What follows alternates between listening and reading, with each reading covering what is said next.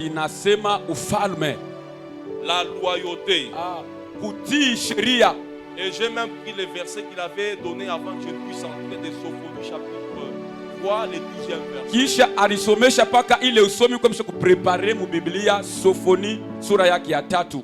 Il dit, inasema je laisserai au milieu de toi un peuple humble. Mitacha katikati yako taifa ya kudinyenyekeza. Je laisserai au milieu de toi Mitacha katikati yako un peuple humble, taifa ya unyenyekevu et faible qui trouvera son refuge dans le nom de l'Éternel. Ile itapata kimbilio mujina ya wa milele Mungu. Et c'est ainsi qu'on allait comprendre, comme je venais de le dire tantôt, que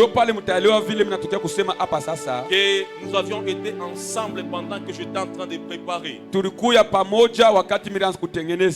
Alors j'aimerais donner la définition d'abord de la loyauté.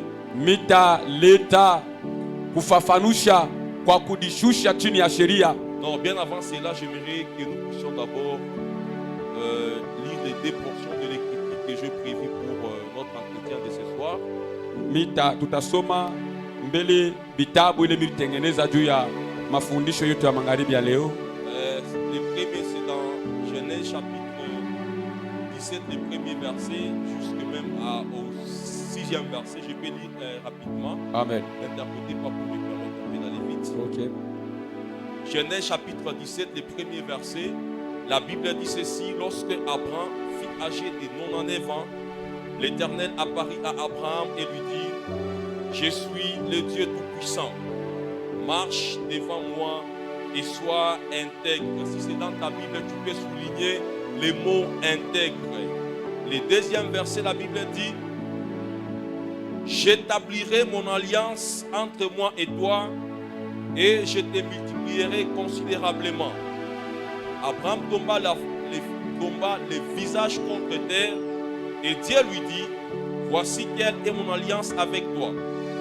Tu deviendras le père d'un grand nombre de nations.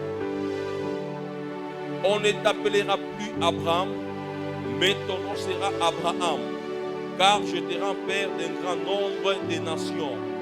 Je te ferai beaucoup proliférer.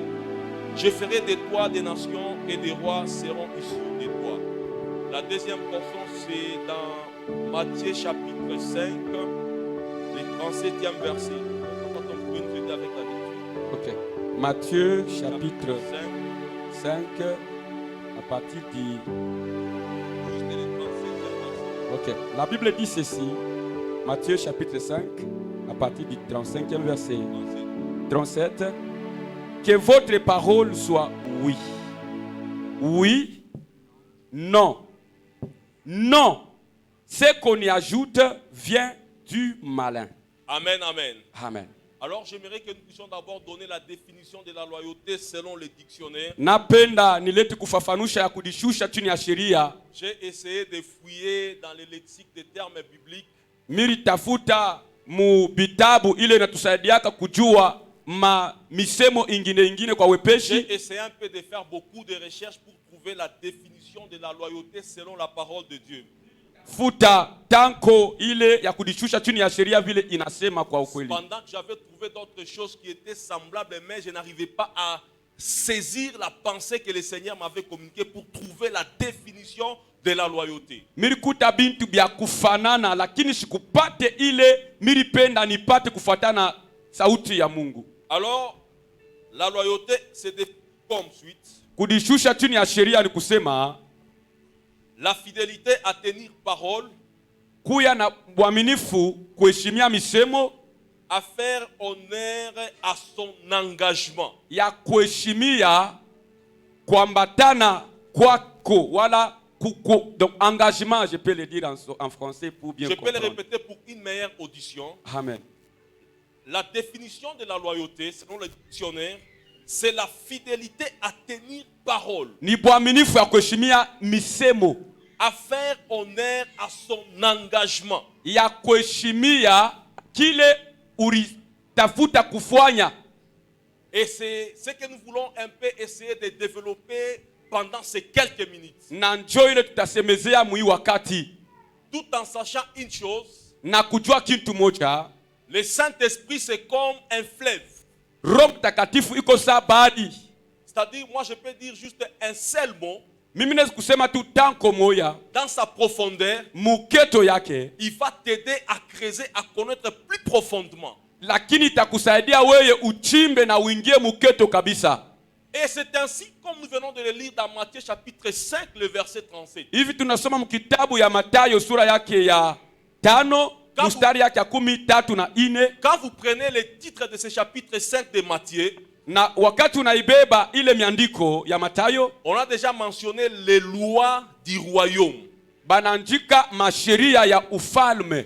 Et c'était un entretien de Jésus-Christ avec la multitude qui était à côté de lui. Ilikuya ni masungumuzo ya Yesu na bantu balikuwa pembeni yake. Il les a fourni beaucoup de paraboles avant d'arriver au 37e verset. Alibapelekea mafumbo ya mingi mbele ya yeye kufika mstari ya 13. C'est comme pour dire, Ni juu ya kusema il est en train de mettre les fondements, la base. alikuya eko naweka misingi.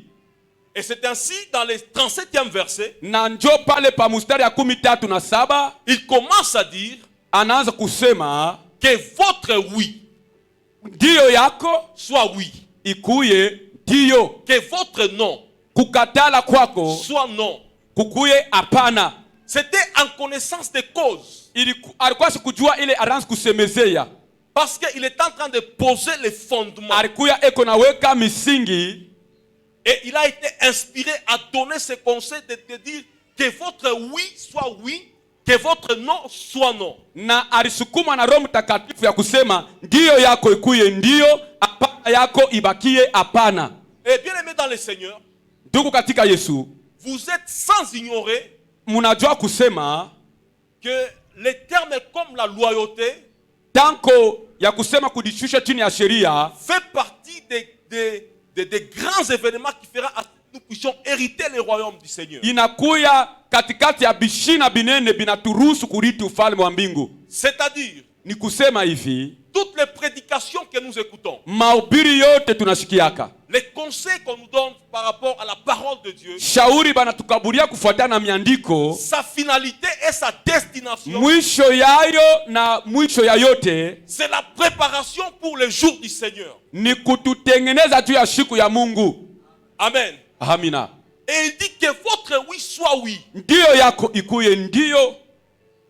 Et bien aimé dans le Seigneur, Tu katika Yesu, dans la vie chrétienne, mu maisha ya Kikristo, j'aime ce que Jacques a dit. Jacques a dit ceci, mimi napendaka ile Yakobo alisema que celui qui manque la sagesse ule anakosa hekima puisse la demander à celui qui la donne. ailombe kwa ule anaileta. C'est-à-dire, avec la sagesse, Na hekima nous arrivons à être fixés. tunakuya na kionyesho. Avec la sagesse que nous demandons au Seigneur, Kwa hekima tunalomba kwa Mungu, tu vas te rendre compte que tu ne seras pas un homme partagé. utaona kusema aona muntu wa kuya mwenye kugawana wala wa kutenka. Un homme qui est emporté par toutes sortes de doctrines. Muntu wa kutenka huku kufuatana madini. Faisons un effort bien aimé dans le Seigneur Tufanye nguvu yetu yote banduku, à être loyal dans la vie. tukuye batu bakushimia sauti ya Mungu wala neno ya Mungu. La loyauté bien aimé dans le Seigneur Kudishusha chini ya sheria ne s'accomplira pas dans la neutralité. haitafika mukuya bantu bashipo kujua bile tuko nasema. C'est quelque chose qui demande la position. Ni mambo inalomba kuya nafuatisha kushimamia. Que votre oui soit oui Ndiyo yako ikuye ndiyo, et que votre non soit non. na hapana yako ikuye hapana. Alléluia. Amina. Et c'est comme ça, je voudrais parler d'un exemple dans la Bible. Jo hivi napenda kuleta mfano katika Biblia De quelqu'un qui était arrivé à honorer son engagement vis-à-vis de son ami. kwa mtu moya alifika kipimo ya kuheshimia mipango yake kumbele ya rafiki. Je suis en train de parler de David et de Jonathan. Niko nasema juu ya Daudi na Yonathani. Jonathan amène David dans la solitude. Et là, il s'engage solennellement et devant l'Éternel à ne rien cacher à David. Jonathani akaambatana na Daudi na akalapa kusema sitamufichika kitu. C'était arrivé à quoi? Ilifika je? Lorsque David avait vaincu Goliath, Wakati Daudi anangusha Goliati, quelque temps après, il avait trouvé la faveur de papa de Jonathan qui était le roi Saoul. wakati fulani anapata mapendo ya baba yake ya Jonathani Saulo. Alors, lorsque David avait commencé à faire les exploits, wakati Daudi anaanza kufanya vitu binene na Mungu, par rapport à l'appréciation des femmes à cette époque, kufuatana na kumutapa kwake kwa banamuke, cela avait causé quelque chose dans le cœur de Saoul. inaleta chuki mumoyo ya Saulo. Et Saoul avait commencé à chercher par quel moyen il devait tuer David. Na Saulo anaanza kutafuta je anapaswa kumuua Daudi. Et c'est comme ça que Jonathan va voir ce que David était. Il va aimer David. Na jo pale Yonathani akenda kumupenda Daudi na kuambatana naye. Quand vous lisez 1 Samuel chapitre 20 à partir du 12e verset. Wakati utasoma Samueli wa kwanza sura yake ya 12. 1 Samuel 20 à partir du 12e verset. Attendez, nous allons lire.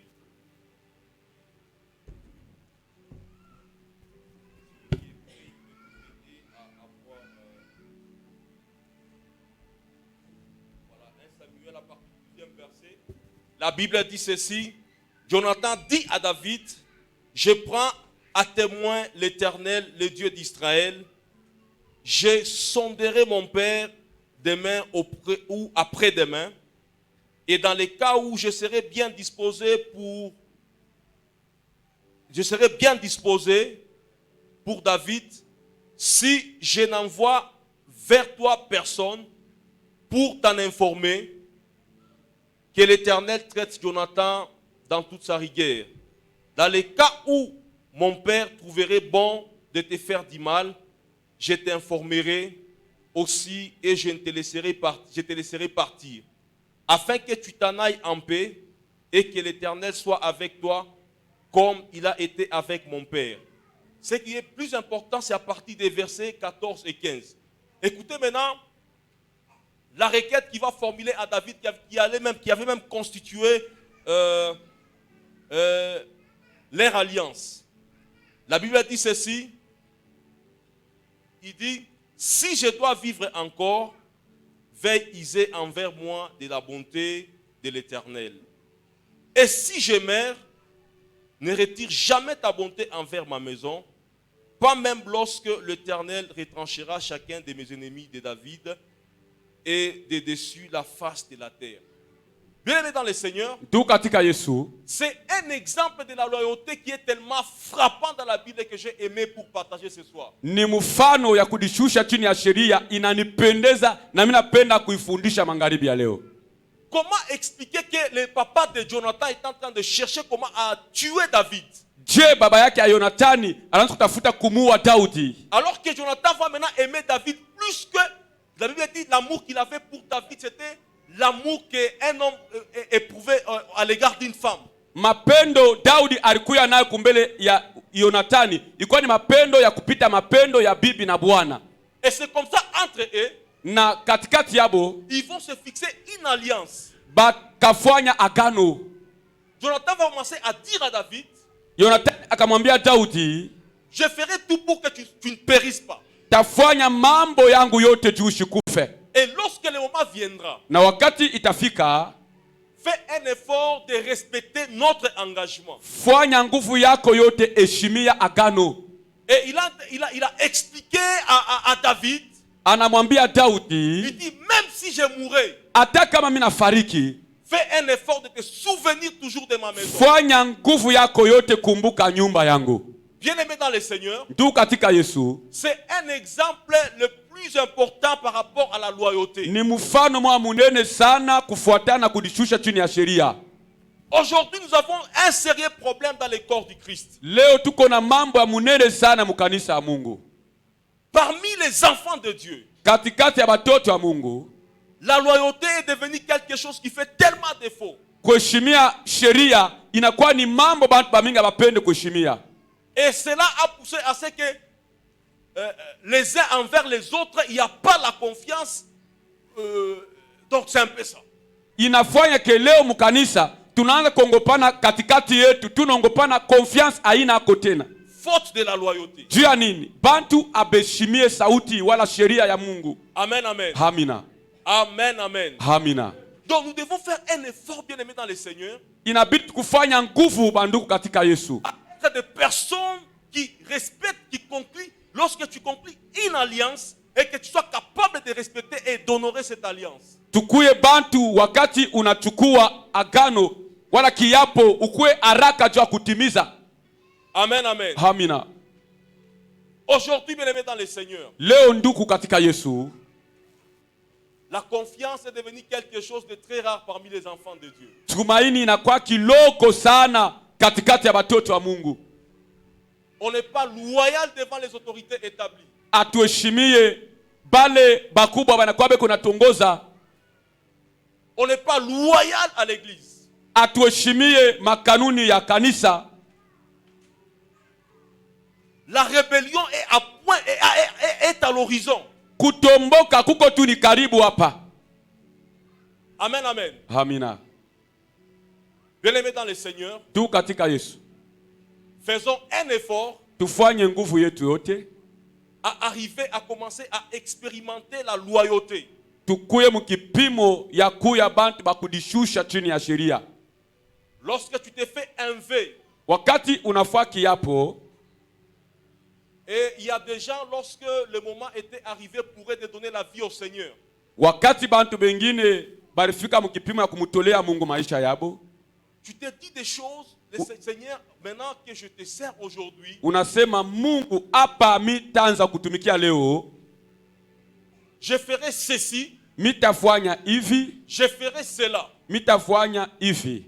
Mais depuis que tu avais pris cette résolution, Wakati ulichukua ile mpango tu ne parviens pas à commencer à mettre cela en pratique. na auitimize, Tu ne parviens pas à mettre cela en pratique. autimize ile kiapo yako, C'est un esprit qui t'empêche. ni pepo fulani inakuzuiza. Amen, amen. Amina. Il y a un esprit qui te combat, qui t'empêche afin que tu ne puisses pas arriver à engager, à mettre en pratique l'engagement que tu as fait avec le Seigneur. Kuna kuya pepo moya na kusukuma juu shitimize kiapo kyako na Mungu. Bien-aimés dans le Seigneur, Tu katika Yesu, nous devons être loyaux. inabidi tukuye bantu bakuheshimia. Et vous savez, bien-aimés dans le Seigneur, Tunajua banduku, un esprit qui combat plus la loyauté, pepo ile inasukuma bantu basheshimie sheria, c'est l'hypocrisie. unafiki. Aujourd'hui, au lieu d'être loyal, Leo tunasema tuko bantu bakuheshimia sheria. aujourd'hui, au lieu d'être loyal, Wakati ya kuya bantu bakuheshimia sheria, beaucoup de personnes ont sombré dans l'hypocrisie. bantu ba mingi beko na singizia muunafiki. C'est-à-dire, Ni kusema sa loyauté est caractérisée par la présence des noms. utiifu yake inaonekana wakati anaona bantu. Peut-être je peux donner un exemple. Mitaleta mfano. Donc, c'est-à-dire, il y a certaines personnes, Kuko bantu bengine ce qui n'est pas mauvais. ile aina mubaya. Il est juste loyal quand il sait que non, le prophète Daniel sera là aujourd'hui. Yeye kuya kwake kumaombi magharibi ni paka anajua ke papa Daniel eko hapo. Là, vous verrez qu'il est là tous les jours de la Utaona semaine. muntu anajiparfume, anatuntuka, anakuya kumaombi. Mais lorsqu'il se rend compte que non, le prophète n'est pas là, Wakati anaona tu pa WhatsApp statut ya image ya muntu eko nje, il désarme, il dépose d'abord un instant. anasema hii mashiku mitengia mbele murepo. Bien-aimé, on ne se moque pas de Dieu. Abachekele yake Mungu nduku. Amen, amen. Amina. La loyauté, c'est un engagement que tu te fais d'abord avec le Seigneur. Kudishusha mbele ya sheria ni kitu kile ulifanya kumbele ya Mungu mbele ya Et kwanza. Dieu, par sa Yes. bonté, il a voulu que tu puisses naître dans une maison telle que nous sommes là au ministère Nouvelle-Jérusalem. Na Mungu mkupenda kwake alipenda shebote tuzalikwe chini ya huduma Donc, menji. la loyauté que nous devons présenter Utiifu yetu tunapaswa kuonesha doit être à l'intérieur tout comme à l'extérieur. inapaswa kuya ndani na nje. Amen, amen. Amina. Et supposez que si votre loyauté, c'est juste que les prophètes soient là. No, kama kuya kwako huku kumaombi ni juu paka papa Daniel eko kwako. Et un jour, comme il a la grâce du Seigneur, parce que je crois, oui, avec le temps, il va commencer à voyager, États-Unis, Europe, ainsi de suite. Mashiku iko na kuya. Ataanza kwenda ku États-Unis, ku Europe, ku Chine. Tutafanya miezi 3 atumone hapa. Donc na wewe ile mashiku hautaanza kuya ku prière. Et tu en seras où? Utenda wapi? C'est pourquoi, bien aimé dans le Seigneur, Tuku katika Yesu. il est important que nous puissions être loyaux, Iko sincèrement. ya lazima tukuye bantu bakuheshimia kanuni ya Mungu mwaki na ukweli. Amen, amen. Amina. La loyauté, c'est un engagement qui nécessite des partenaires sérieux. Utiifu wala kudishusha mbele ya sheria ni kiapo kinalomba muntu ule anapaswa kuya na haki ndani ya roho yake. Alléluia.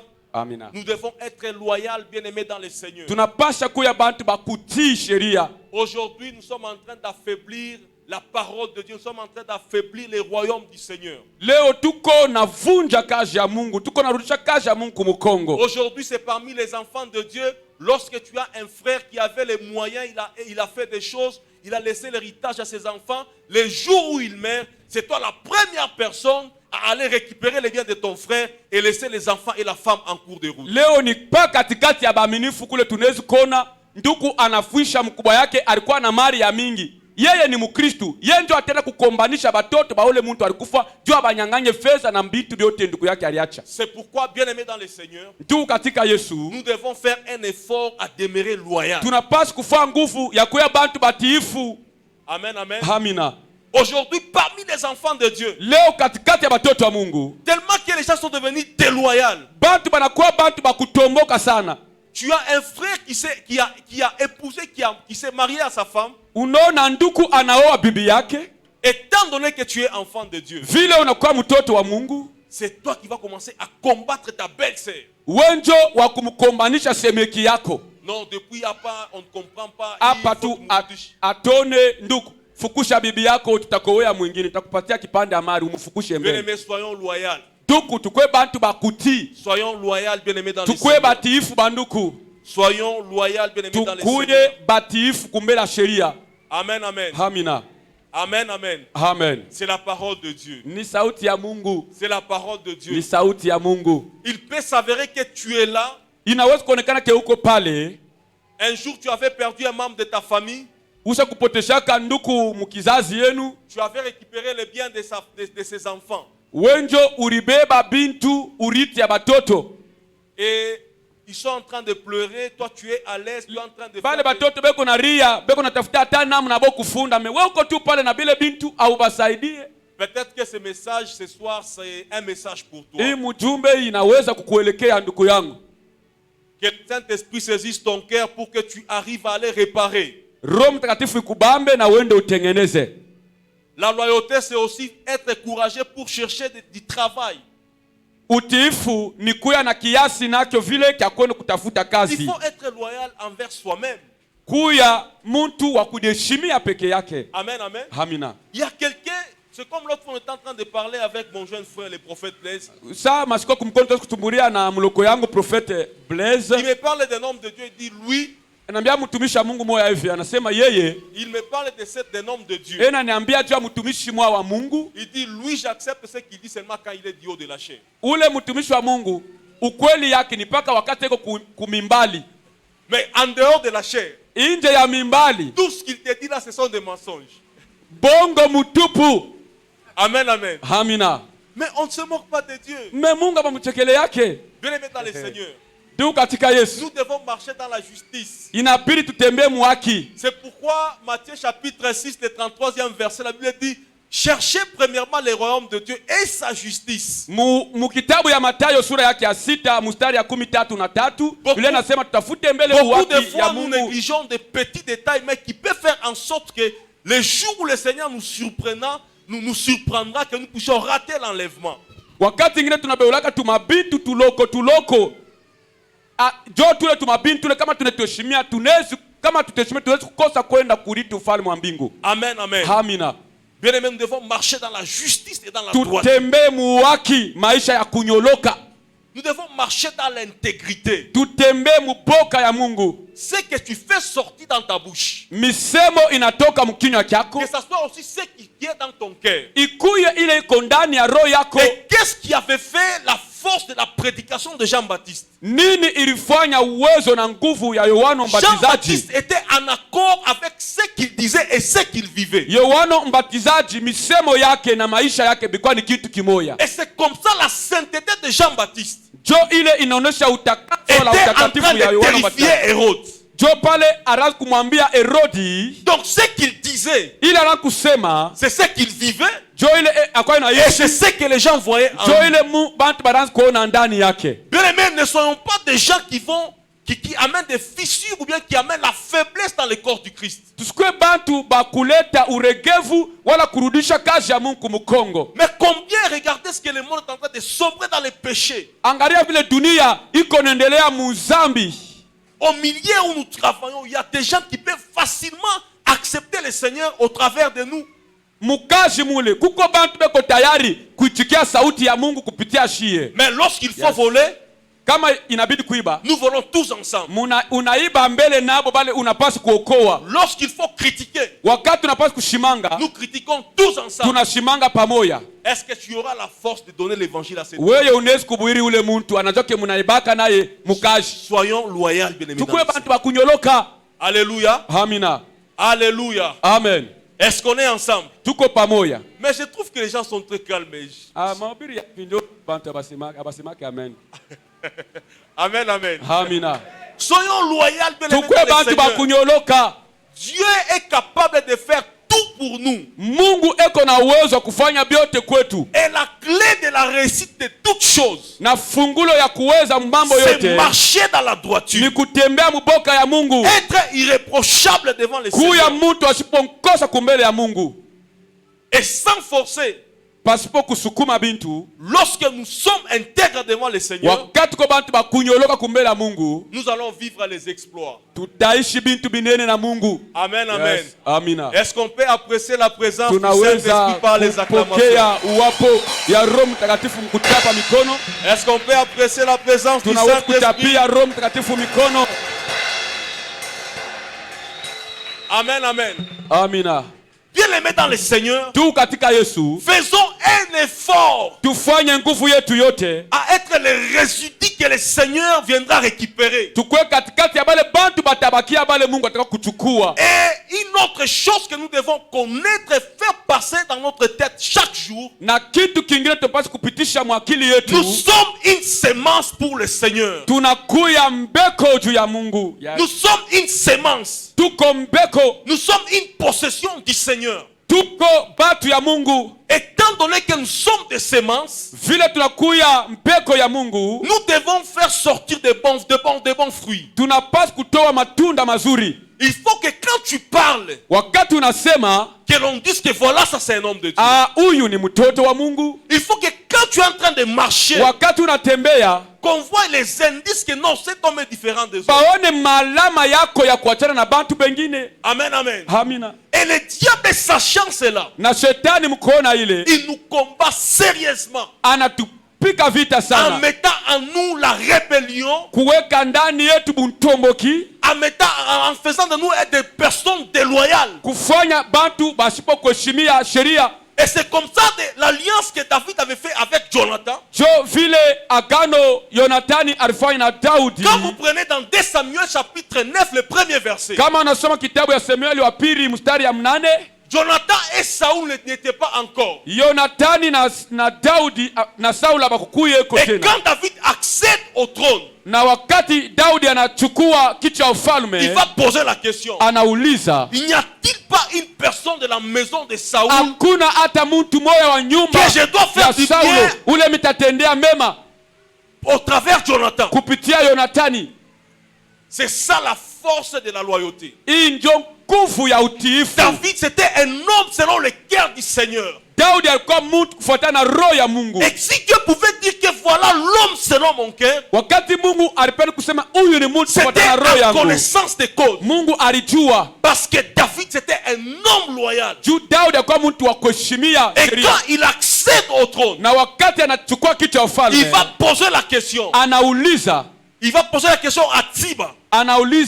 Tiba, Est-ce qu'il n'y a pas quelqu'un de la maison de hakuna Saoul mtu wa kizazi ya à Saulo qui je peux faire du bien? ule mimi naweza kutendea mambo mazuri? Et c'est comme ça Tsiba va dire, Jo kule Tiba akasema il y a un fils de Jonathan, kuna kwetu mtoto wa Yonathani, mais qui est perdu de lakini pied. yeye ni wa kupozwa mikulu. David a dit, Daudi amenez-moi. anasema mumulete. Bien-aimé dans le Seigneur, Tu katika Yesu, quels que soient les défauts que tu possèdes, ingawa bilema unaweza kuya nabyo, quelles que soient les insuffisances que tu peux présenter, ingawa uregevu moyo wa maisha yako je unaweza peux kuya te dire nabyo. une chose. Napenda kukwambia Je kitu peux te kimoja. dire une chose. Napenda kukwambia kitu kimoja. Toujours le même David, Paka Daudi moya il moya. a dit, j'ai été jeune Miri kuya kiana et j'ai vieilli. na mina komea. Je n'ai vu aucun juste abandonné. Siyaonaka mtu mwenye yake Ni Mungu sa kumwacha. posterité Wala mangia du pain. kizazi kyake kulomba mkate. Yes. En fait, la loyauté d'un homme juste Utiifu ya mtu wa kunyoloka fera la relève de sa postérité après lui. itanyangula kizazi kyake kisha Et yeye c'est kufa. comme ça que David s'était tenu à honorer l'engagement qui s'était fait avec Jo Jonathan. pale Daudi aliheshimia misemo yake alilaka Il Jonathani, va demander qu'on appelle Mephibosheth. akaomba bamulete Mefibosheti.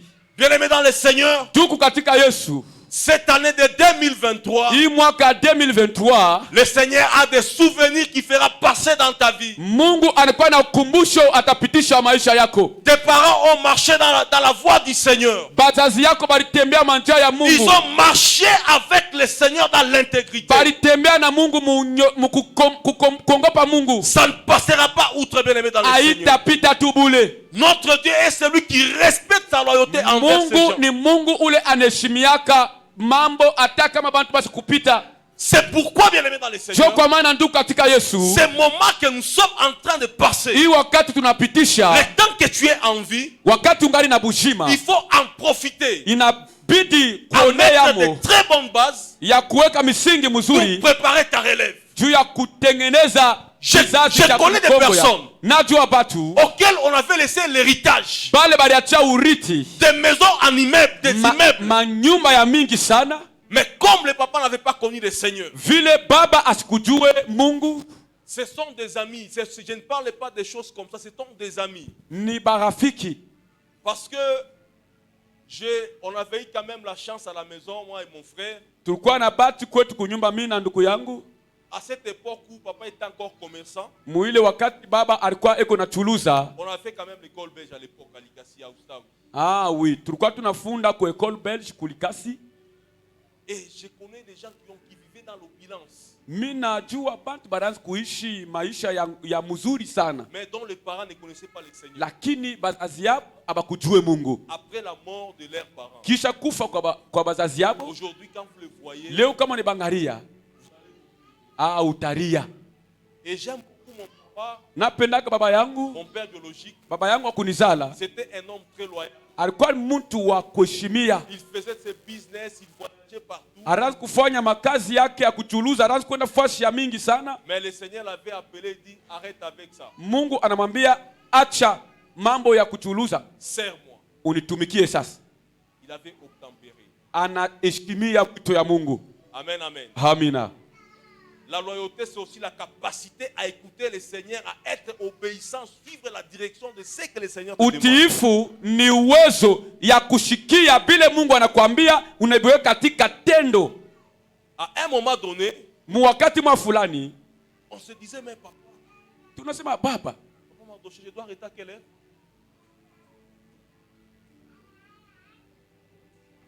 Encore? C'est compliqué. Amen, amen. amen. Nous devons arriver à être loyal. Inabidi tukwe bantu bakutii sana. Alors on a commencé à dire à papa, mais papa, Tunamwambia baba, ça complique. papa, unaacha tu kazi ya mfranga wazi kutumikia Mungu. Vous imaginez, la situation était devenue très compliquée. Donc en fait, À un moment, en fait, on a fait juste 2 ans à l'école belge. Et puis, comme il y avait plus de blancs à cette époque, mambo inafasa inatenka on se moquait de nous par des blancs à l'époque, moi et mon frère. bazungu banaanza kuitona ke situation yetu ina changer. Alors, il fallait qu'on transfère comme à ilibidi l'école française. batutoshe kwa masomo ya école belge. C'est subdivisé donc de l'autre côté Ustawi, comme ici Ukweli, et de l'autre côté l'école française. Ilikuya masomo mbili huku Ustawi huku école On belge. avait été transféré à Ustawi. Banatuma ku Ustawi. Mais lorsque le Seigneur avait demandé à papa d'arrêter avec tout ça, Wakati Mungu anamwambia baba yangu ashimamishe kazi ya kuchuluza, c'était une chute libre. ikuya ni kushuka kwa nguvu. De Ustawi à l'Athénée sur une brique. Tunatoka tena kustawi, tunaenda kutoyota kule masomo ya chini sana. Amen, amen. Amina. Au début, on trouvait que c'était compliqué. Quelle décision que papa a prise. Kumwanzo tunasema baba, hii ni mambo kani unaanza. Mais on a compris papa avec un grand retard et c'était même presque à la fin de sa vie sur la Tuna comprendre que papa alikuwa na sheria ni wakati deja anakuwa kumwisha maisha yake. Papa nous a montré la voie du Seigneur. En tout cas, baba alituachia njia ya Mungu. Et partout où nous passons, tous à la maison chez Fasi tunapita kwetu kote, nous sommes quand même de bons exemples. tuko mifano ya vya kweli. Amen, amen. Amen. Pourquoi? Juu ya nini? Parce que papa était loyal. Juu baba alikuwa mtu wa kutii. Amen, amen. Amina. Donc nous sommes en train de vivre, notre maman nous avait laissé en 2005.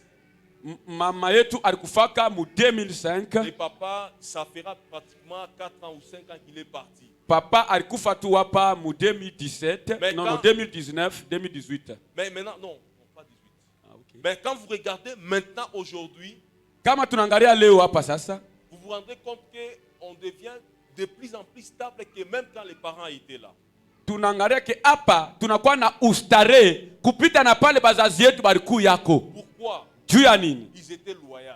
Balikuwa batiifu. Amen, amen. Amina. Ils étaient loyaux. Balikuwa batiifu. Et cette loyauté a produit des fruits. Na ile utiifu inatoa matunda. Et c'est pourquoi Proverbe chapitre 22, le 28e verset, la Bible dit ceci. Kwa maana mkitabu ya Mezali Biblia inasema hivi. Ne déplace pas la borne ancienne que tes pères ont posée. Ushitoshe mipaka ya zamani baba yako baliweka. Si le fondement sur lequel tu es c'est un bon fondement, kama musingi pale unasimamia ni musingi ya renforce kweli, encore davantage ces fondements. uikamilishe ile musingi yako. Mais si tu te rends compte kama unaona que kusema le fondement que les parents t'ont laissé, ke musingi wa c'est yako un mauvais bakuachia fondement, ni musingi ya là mubaya, il faut écrouler wakati et batayangusha chercher à mettre le bon fondement qui est basé sur la loyauté. uyangushe na tafuta musingi ya mzuri yenye kuambatana na maisha ya La utiifu. loyauté te fera vivre et goûter les délices du pays. Utiifu itakusukuma kuishi bintu binene. La loyauté Utiifu te fera vivre et goûter les délices du pays. itakufanya kuishi na kuvivre bintu bizuri bya nchi. Bien-aimé dans le Seigneur, Tu katika Yesu, je suis en train de terminer. minaisha. Jésus-Christ Yesu a été un bon modèle alikuya mfano ya de la loyauté, ya utiifu, un modèle par excellence. kionyesho kia yulu sana. Philippiens chapitre 2, Wa Filipai sura ya pili à partir du verset 5, kuanzia hapa mstari ya la 5, Bible dit ceci: yanasema hivi: ayez en vous mkuye ndani les yenu sentiments qui étaient en Jésus-Christ, niye alikuwa ndani ya Yesu, lesquels, yeye existant en forme de Dieu, alikuwa mwenye kufanana na Mungu, n'a point regardé comme une proie à arracher d'être égal avec Dieu, asikuone satunda kupepeta mais kukuya il pamoja na s'est Mungu, dépouillé lakini lui-même alijivula ye en moya, prenant la forme d'un serviteur, anachukua mfano ya en mtumishi, devenant semblable aux hommes, anakuya pamoja na watu, ayant pari yeye wakonekana comme un simple homme. sa mtu wa bulebule. C'était un modèle parfait. Alikuya kionyesho kia Il n'a kuoneana, pas regardé la position qu'il avait asikuone comme une proie à arracher, sa tunda mais kupepeta, il s'est humilié lakini analishusha jusqu'à la mort de la croix. mpaka kulufu ya msalaba. Bien-aimé dans le Seigneur, Tu katika Yesu, la Bible déclare: Biblia inasema humiliez-vous aux mains puissantes de Dieu, mushuke chini ya mkono ya il vous Mungu, élèvera na au yeye temps convenable. ataminyangula mutaya konekana. L'orgueil amène la chute, Kiburi kinashusha maisha la ya mtu, déloyauté amène la mort. kukosa kutii Je suis inaleta dans lufu. Actes des Apôtres chapitre 5, Tenda Mitume sura ya le 5 premier verset. mstari ya La kwanza, Bible dit ceci: Biblia inasema il hivi: y avait un homme kulikuwa mtu du mmoja nom d'Ananias Ananias et sa femme na Saphira, bibi yake Safira un jour ils se sont dit, siku moja wanasema vendons cette propriété.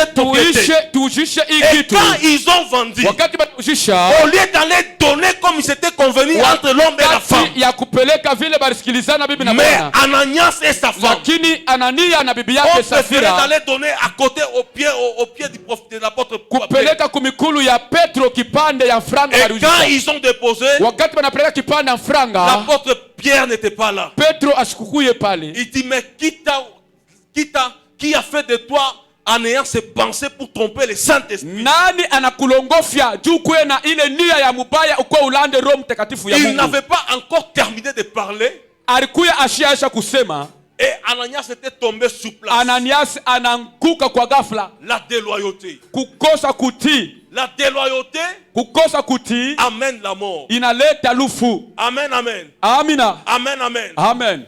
Bien-aimé dans le Seigneur, Tu katika Yesu, fille et fils de la nouvelle Jérusalem, batoto banamuke na batoto banaume huduma Yerusalema wa sasa, soyons loyaux envers l'homme que le Seigneur a établi en ce lieu. tukuye bantu bakuti mutu ule Mungu aliweka Soyons kumbele des yetu. hommes et des femmes loyales à écouter Tukuye l'homme que le Seigneur a placé en ba ce lieu. mama na bababa bakusikiliza mtumishi wa Mungu balituwekea kumbele. Parce que c'est le Père que le Seigneur a accepté qu'il puisse t'engendrer. Jo baba ule Mungu atupatia juu atuzale mukiro. Aujourd'hui, beaucoup de destinées est en train de passer à côté. Leo maisha ya bantu iko napita pembeni Faute de la déloyauté. juu abana batiifu. Aujourd'hui, beaucoup de personnes ne vivent pas la main de Dieu. Bantu bamingi abaishi mkono ya Mungu leo Faute à la déloyauté. juu abana batiifu. Aujourd'hui, beaucoup de gens ne vivent pas la main de Dieu. Leo bantu bamingi abaishi mkono ya milele Mungu Faute de la déloyauté. juu po ni bantomboki. Notre Dieu n'est pas compliqué. Mungu wetu ana matata sana. La Bible dit ceci. Biblia nasema, Je suis dans Amos chapitre 3, le verset 7. niko mkitabu ya Amosi, Dieu ne fait jamais quelque chose au hasard. Mungu asifanyake mambo kwa Sans bure avoir signalé ses serviteurs les prophètes. bila kuonesha watumishi wake banabii. Donc si tu es en ces lieux Kama uko paifazi et que tu es déloyal avec la personne que le Seigneur a établie, hauna mtu wa kutii ule mtu Mungu aliweka laisse-moi kukongoza, te dire tout bonnement, acha nikwambie tu na roho tu yote, passeras beaucoup de temps sans vivre et expérimenter utapitisha la main de Dieu. mashiku ya mingi bila kuona mkono ya Mungu. Cherchons à être loyal. Tukuye bantu bakutii. Et tu es là bien aimé dans le Seigneur. Na uko pale nduku,